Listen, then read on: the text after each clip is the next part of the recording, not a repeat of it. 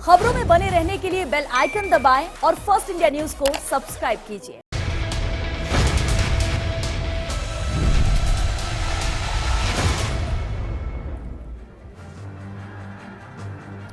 नमस्कार, स्वागत है आपका बिग फाइट लाइव में। आपके साथ मैं हूं श्वेता मिश्रा।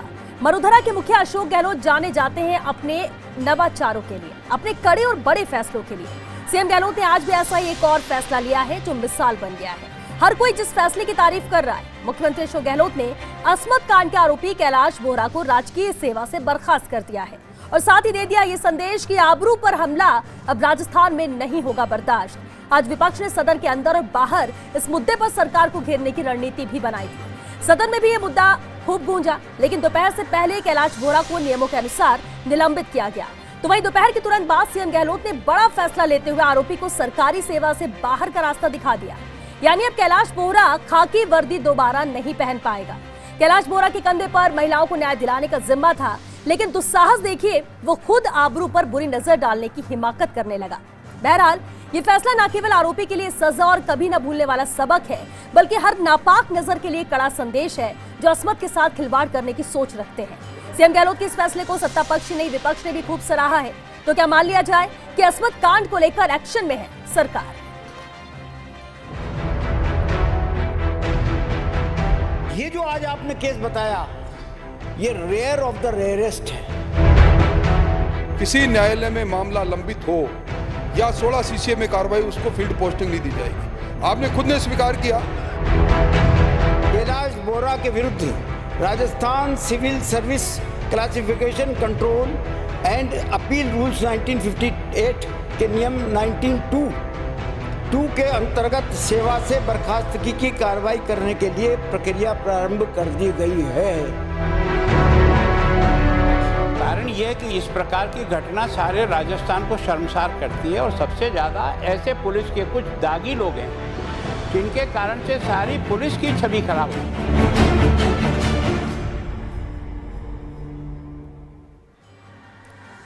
तो अस्मत कांड पर सरकार बेहद सख्त, सबक सिखाने में नहीं लगाया वक्त। आबरू पर हमला और नहीं बर्दाश्त, हवस के भेड़ियों को कर दिया बर्खास्त। तो क्या मान लिया जाए कि अस्मत कांड पर एक्शन में है सरकार? बिग फाइट पे बहस आज इसे अहम मुद्दे पर, और बहस के लिए हमारे साथ मौजूद है खास मेहमान। चलिए उनसे रूबरू करा दें आपको। हमारे साथ कांग्रेस नेता आरसी चौधरी जी हैं, बीजेपी नेता राखी राठौर जी हमारे साथ हैं, कानूनविद पूरमचंद भंडारी जी हैं और पूर्व आरपीएस योगेंद्र जोशी जी भी हमारे साथ हैं। बहुत स्वागत है आप सभी का बिग फाइट लाइव में। शुरुआत आरसी चौधरी जी आपसे ही करते। देखिए, बड़ा फैसला जो लेने की जरूरत भी थी और वक्त रहते सरकार ने बड़ा फैसला लिया, बर्खास्त कर दिया गया है, लेकिन साथ ही साथ अहम सवाल कि कितनी गंभीर सरकार रहेगी इस तरह के मामलों को लेकर, क्योंकि ये फैसला तो आदेश और उन लोगों के लिए भी सीख होगी जो इस तरह की नियत रखते हैं। श्वेता, निश्चित रूप से आज ये जो घटना घटी, ये घटना पूरे राजस्थान के पूरी 7.5 करोड़ जनता को और पुलिस के वो तमाम जो अधिकारी जो अपने जीवन को भी दांव पे लगा के इस राज्य की सुरक्षा कानून व्यवस्था में लगे रहते हैं, अपने कर्तव्य का निर्वहन करते रहते हैं, उन सबको शर्मसार करने वाली घटना थी। लेकिन आपने वो पुरानी कहावत सुनी होगी कि राम रूठ जाए तो राज अगर ठीक हो तो जीवन यापन हो जाता है। मैं साधुवाद देना चाहता हूं राज्य के मुख्यमंत्री अशोक गहलोत को, जिन्होंने रविवार को होते हुए, जैसे ही एसीबी ने रविवार को जो कार्रवाई की, उसी रविवार के दिन ही गृह विभाग ने तमाम उसको सस्पेंड कर दिया और उसके बाद में आज जो निलंबन की कार्रवाई है वो शुरू कर दी। ये एक सख्त संदेश है सरकार का कि कोई भी जिम्मेदार व्यक्ति, जिम्मेदार नागरिक या जिम्मेदार जो रक्षक के तौर पे है, अगर ऐसी की जाएगी तो उसको ऐसी सलाखें और ऐसी सजाएं मिलेगी। हम सबको निश्चित रूप से इसी तरीके से पूरे प्रदेश के अंदर जहां कहीं पे भी होगा, हम सबको अपने कर्तव्य का पालन करते हुए और अपनी संवेदनशीलता दिखाते हुए इस प्रदेश को शर्मसार होने से बचाने का हम सभी लोगों का दायित्व है। बिल्कुल, और मामले कई आते हैं सामने जिसको लेकर कार्रवाई भी की जाती है, लेकिन जब पुलिस, जिस पर सुरक्षा की पूरी जिम्मेदारी हो, वही अगर इस तरह की डिमांड करने लगे, और रिश्वत लेना तो ठीक है क्योंकि गलती करते हो, रिश्वत अब तक हम देखते आ रहे थे कि मामले में पैसे ले रहे हैं और जो कि गलत है, एसीबी लगातार कार्रवाई करे, इन्हें गिरफ्त में ले रही है। लेकिन राखी राठौर जी, अस्मत मांगना, यानी महिलाएं वैसे भी देखिए थाने में, एक महिलाओं के जहन में भी रहता है कि थाने पहुंचने में ही डर लगता है पुलिस के सामने, इसलिए महिला थाने बने कि महिलाओं से कंफर्टेबल रहेंगी महिलाएं। अब इस तरह के लोग जो कार्रवाई करने के नाम पर सामने वाली महिला से ही, पीड़ित से ही अस्मत मांगने लगे। बिल्कुल श्वेता, शर्मसार करने वाली ये घटना। बिल्कुल, जितना इसकी बुराई की जाए, जितनी इसकी भर्त्सना की जाए उतना कम है, क्योंकि जिस तरह की घटना कल हुई उससे सच में ऐसा लगता है, राजनीतिक तौर पे एक अलग बात है, लेकिन एक महिला होने के नाते जब इस तरह की बात हमारे सामने आती है और सच में झकझोर के रख दिया जाता है ऐसे ऐसे इंसिडेंट सुन करके कि अगर हम लोग पुलिस वालों के पास में जाएंगे या एक ऐसे अधिकारी के पास में जाएंगे जिनको लगाया ही इसी काम के लिए कि महिला अत्याचार जो है उनके अनुसंधान केंद्र का एक यूनिट में वो तैनात थे। तो देखिए मोटी बात ये है श्वेता, देखिए कि हम लोग अभी कुछ दिन पहले एक वुमेन्स डे हम लोगों ने मनाया और उस दिन भी हमने देखा कि किस तरह से अलवर की घटना सामने आई। बार बार ये घटनाएं सामने आ रही है।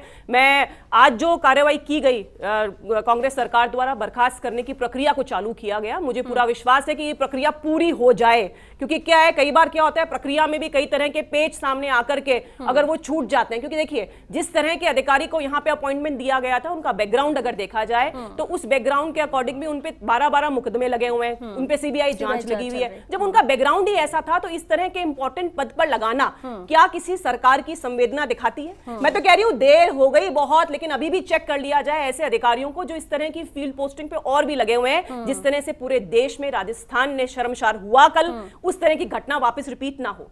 बिल्कुल।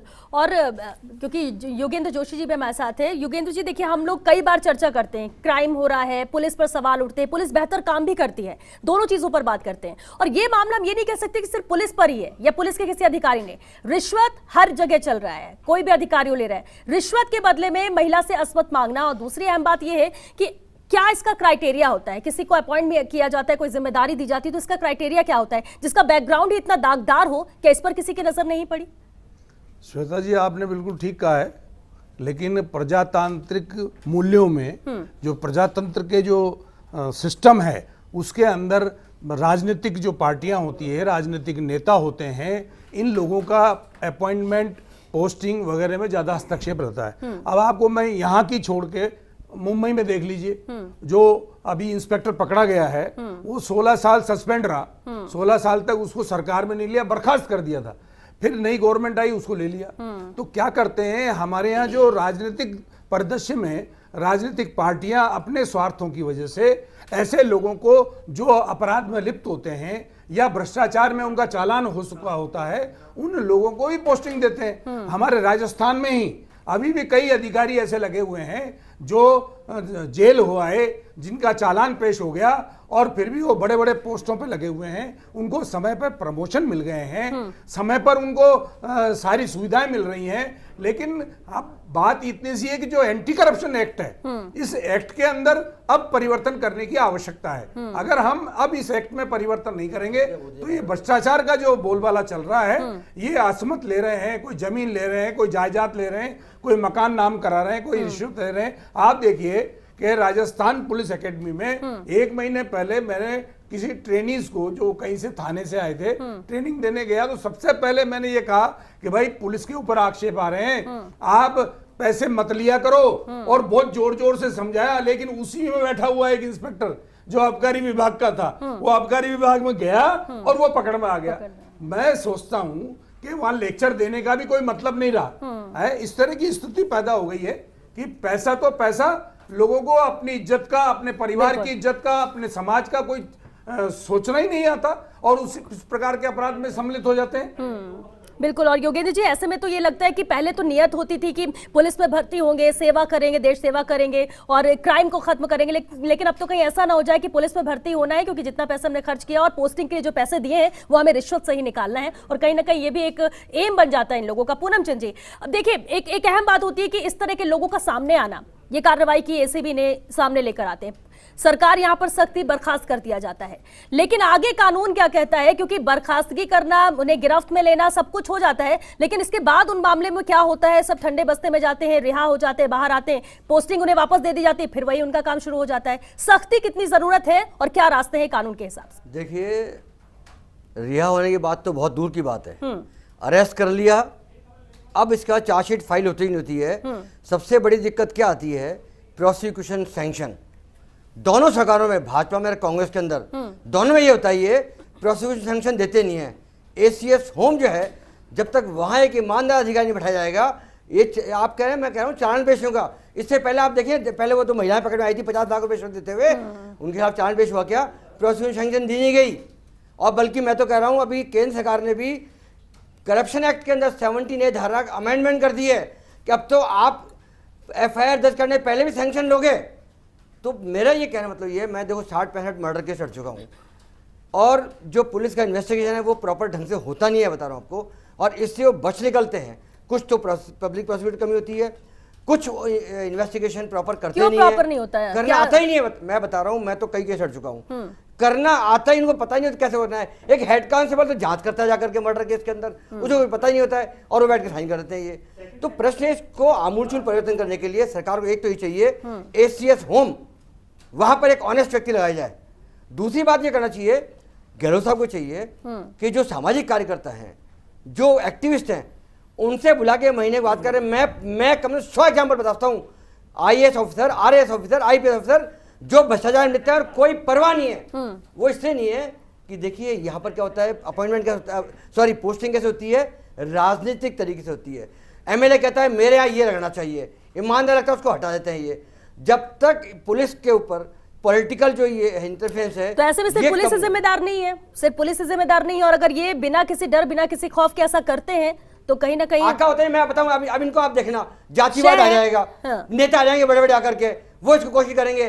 पहले तो इनको ये कर देंगे, फिर उसके बाद के अंदर जमानत हो जाएगी इनकी, जमानत से बाहर आएंगे, उसके बाद के अंदर साल निकाल देंगे, फिर एक सर्कुलर है, वापिस अपॉइंटमेंट दे देंगे। एक करप्ट व्यक्ति को, जिसको आप नंगे हाथों पकड़ा हुआ है, उसको किसी सूरत के अंदर दोबारा रीइंस्टेट नहीं करना चाहिए जब तक कि वो क्रिमिनल केस के अंदर बरी ना हो जाए। और साइमल्टेनियसली सर्विस मैटर में जो उसकी इंक्वायरी चलेगी वो भी बहुत तुरंत होनी चाहिए। इंक्वायरी में बहुत डिले करते हैं, सब सेटिंग चलती है, वहां लगे 2-3 साल लग जाते हैं, वापस मिल जाता कुछ होता है। 50 केस, मैंने कम से कम 1000-1500 केस हाईकोर्ट में रिट लगाई थी मैंने कि प्रोसिक्यूशन सैंक्शन दी जाए। चीफ जस्टिस ने ऑर्डर भी किए थे, लेकिन सवाल ये कि तो इनके हाथ में इसी का तो डर रहता है कि प्रायर फेसेस में तो हो जाती है कि हाँ कार्रवाई कर दी गई और सरकार ने किया है। आरसी चौधरी जी, अब देखिए डर इसी बात का है, देखिए सरकार ने एक्शन लिया, कार्रवाई की, बर्खास्त किया गया। बिल्कुल आरसी चौधरी जी, अब कैसे भरोसा करें, क्योंकि भरोसा तो है कि अभी किया गया है तो आगे पूरा किया जाएगा। और अभी राखी जी ने कहा कि ये जो प्रोसेस शुरू कर दी गई बेहतर है, लेकिन क्या इसे एंड तक पहुंचाया जाएगा? कहीं बीच में तो फिर और 4 लोग नहीं आ जाएंगे बचाने वाले? श्वेता, निश्चित रूप से मैं तीनों ही जो वक्ता हैं, पैनलिस्ट हैं, उनको मैं सुन रहा था और मुद्दा बिल्कुल बेहद गंभीर है। और मैं इस मुद्दे को कोई भी राजनीतिक सोच के तौर पे, जैसे भारतीय जनता पार्टी के प्रवक्ता ने कहा, मैं ले जाना नहीं चाहता, क्योंकि जो पूर्व गृह मंत्री और नेता प्रतिपक्ष हैं कटारिया साहब ने, उन्होंने जो दारीबाजी जब जवाब दे रहे थे तो उन्होंने उसका आभार व्यक्त किया कि प्रदेश के अंदर पहली बार कोई ऐसी प्रक्रिया स्टार्ट कर रही है और निश्चित रूप से हुई है। तो इसलिए कोई सरकार अगर संवेदनशीलता से कर रही है तो निश्चित रूप से बड़ी महत्वपूर्ण है। दूसरा मैं कहना चाहूंगा कि यहाँ पे अपने देश के अंदर कॉन्स्टिट्यूशन के अंदर विधायिका, कार्यपालिका और न्यायपालिका तीनों का अपना अपना एक प्ले है। कोई भी एक इतनी निरंकुश नहीं हो सकती कि वो अपने हिसाब से करे। पुलिस के इन्वेस्टिगेशन की जो बात कही, जो खेड़ली और अलवर की हमने जो बात की, जिसकी चर्चा की, उसमें आपने देखा कि जो पीड़िता है वो अपने जो कपड़े देने की, वहां पे जो एविडेंस जुटाने की जो बात होती है उसको उन्होंने मना कर दिया। हम चाहते हैं कि इसलिए ही हम ये कहते हैं कि सामाजिक भागीदारी हम सब की उसके अंदर जब शामिल होगी और सब जिस प्रकार इस पैनलिस्ट पे बैठे हुए हम एक सार्थक चर्चा कर रहे हैं वो अगर होगी तभी इस पूरे प्रदेश के अंदर और देश के अंदर महिलाएं सुरक्षित हो पाएगी।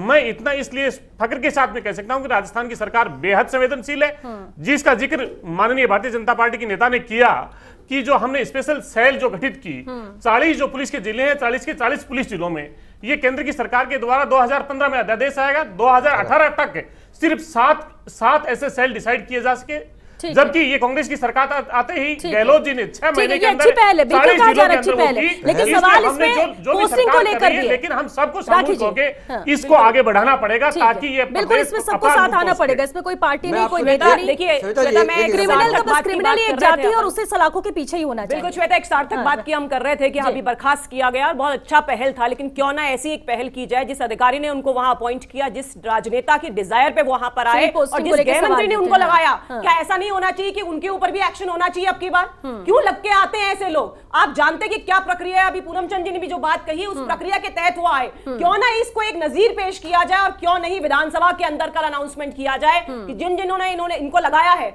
उन सबके खिलाफ जो है वो एक्शन अगर होगा तभी ये पॉसिबिलिटी हो सकती है, अदरवाइज नहीं। और दूसरी बात देखिए, लगातार ये रिपीट जो हो रही है चीजें, रिपीट होने का एक ही कारण है कि लोगों में भय नहीं है। एसीबी रोज कार्रवाई कर रही है लेकिन फिर भी कहीं पर भी कोई भय नहीं है। आज भी बहुत सारे लोग पकड़े गए हैं, तो इस तरह का काम क्यों हो रहा है? जनता ये पूछना चाहती है।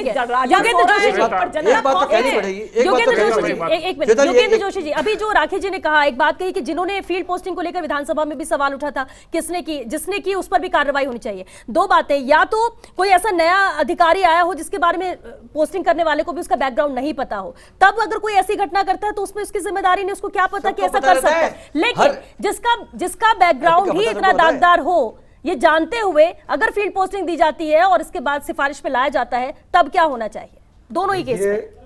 कानून के अंदर जब तक वापस परिवर्तन नहीं करेंगे ये एंटी करप्शन एक्ट में कि एक बार उसको पकड़ लिया गया, सस्पेंड हो गया या बर्खास्त हो गया, तो जब तक उसका निर्णय नहीं होगा, जब तक नौकरी में नहीं आएगा। इस तरह का जब तक ये प्रोविजन नहीं लाएंगे, जब तक इसके अंदर सुधार नहीं होगा। दूसरा, जो राजनीतिक व्यक्ति जो प्रेशर लगा करके अपने लोगों को लगाते हैं, जाति से लगाते हैं, धर्म से लगाते हैं, आप बताइए ऐसे ऐसे अधिकारी अभी लगे हुए हैं जो जेल में हुए हैं, जिनके खिलाफ चालान पेश हो गया। मैं समझता हूं अगर मैं पुलिस में होता तो उनके अंडर में कैसे नौकरी करता है।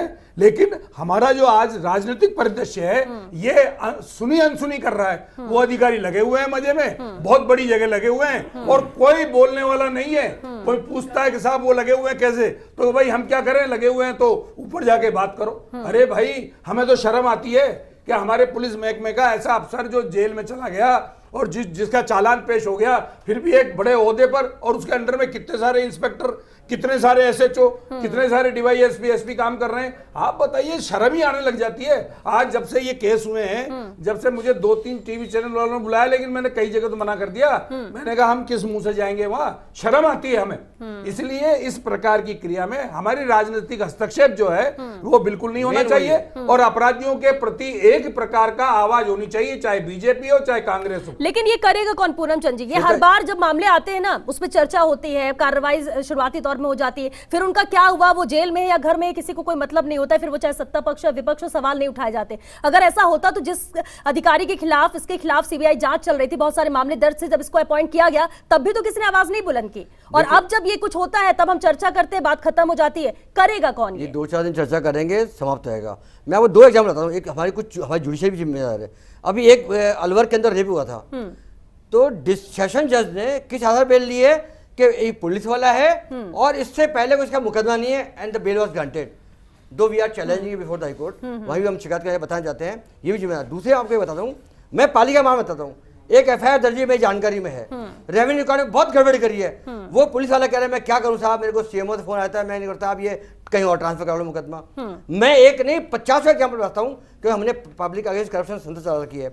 हमारे पास रिकॉर्ड है कौन भ्रष्टाचार कर रहा है, कौन फैला रहा है। रेवेन्यू कोर्ट्स के अंदर देखेंगे तो आप बात देखिए, जबरदस्त भ्रष्टाचार चल रहा है, कोई डर खत्म हो गया है। ये तब हो सकता है जितने पुलिस ये एसएचओज हैं, इनके टेलीफोन की रिकॉर्डिंग होनी चाहिए। बता रहा हूँ आपको, जो रेवेन्यू के जो अधिकारी हैं उनकी टेलीफोन की रिकॉर्डिंग होनी चाहिए। बता रहा हूँ अभी आप देखिए, ईमानदार ऑफिसर को होना चाहिए अपॉइंट। आपको क्या लगता है जितने अभी बैठे कोई भी ईमानदार नहीं है जो ऊंची पोस्ट में है? अभी आपने जिक्र किया कि ईमानदार ऑनेस्ट होना चाहिए। देखिए ईमानदार तो बहुत सारे ईमानदार बहुत हैं, पर होता क्या है, ईमानदार व्यक्ति को पनिशमेंट मिलता है। अगर वो ईमानदार काम कर रहा है, बाढ़ में लगा देंगे उसको, उसके परिवार वाले पीछे पड़ जाएंगे क्या कर रहे हो, उसको मानना पड़ता है। मैं बताऊँ, छुटभैया, मेरे को एक ध्यान है, मालवीय नगर केस जब ऐसे जो अपॉइंट हुआ तो एक छुटभैया नेता वो कहते हैं ये ऐसे जो अपॉइंट हो गए और हमसे मिलने नहीं आए। ये मैं बता रहा हूँ, भाजपा के जो मंत्री थे सामने की बात है, ये आई वाज देयर, कहता हमसे मिलने नहीं आए। यानी एसएचओ पहले अपॉइंट हो, वो जाकर पहले वो छुटभैया नेताओं से मिल के आए, एमएलए की हाजिर लाके आए। जब ये होगा तो वो कैसे करेगा? जो ईमानदारी से काम करते हैं, मैं तो उनको धन्यवाद देता हूँ। एक बात माननी पड़ेगी, एसीबी में जो अभी गहलोत साहब काम करा रहे हैं, ये सैल्यूट करने वाली बात है। इतने सालों के अंदर मैंने देखा, मेरा इतना, मैं 35 साल से लड़ रहा हूँ, मैं पहली बार देख रहा हूँ कि इतने करप्ट लोगों को पकड़ा जा रहा है। अब देखने वाली बात यह है प्रोसिक्यूशन सैंक्शन मिलती है नहीं मिलती है, एसीएस होम पर डिपेंड करता है। ठीक है, क्योंकि वक्त खत्म हो रहा है। आरसी जी, कैसे ये पूरा सिस्टम सुधारा जाए? जिम्मेदारी सरकार की होती है, सरकार से उम्मीदें की जाती है, शुरुआती तौर में तो किया गया है, लेकिन कितनी उम्मीद जनता करे प्रदेश की? श्वेता, निश्चित रूप से इस जितने तमाम जो पैनलिस्ट हैं वो किसी न किसी वर्ग को रिप्रेजेंट करते हैं। हम दो व्यक्ति ऐसे हैं जो एक वर्ग को रिप्रेजेंट करते हैं, पॉलिटिक्स को रिप्रेजेंट करते हैं।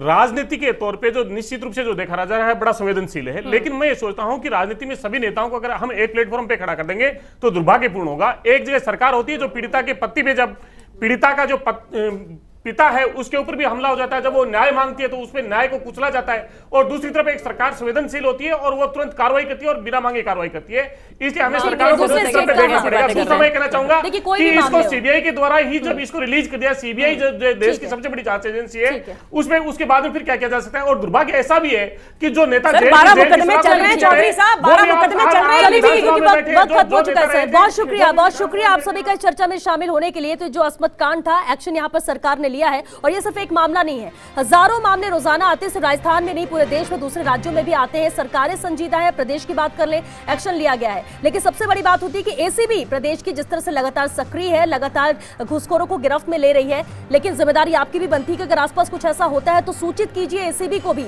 सूचित कीजिए, सरकार को भी, जो भी प्रशासनिक अधिकारी की कुछ एक्शन वक्त रहते लिया जाए, क्योंकि वक्त रहते अगर एक्शन लिया जाता तो शायद आज ये नहीं होता, इस तरह का घटना नहीं होती जिस पर आज हम चर्चा भी कर रहे हैं। बहरहाल बिग फाइट लाइव में आज के लिए बस इतना ही, लेकिन चलते चलते आपको छोड़े जाते हैं टेढ़ी नजर के साथ। नमस्कार।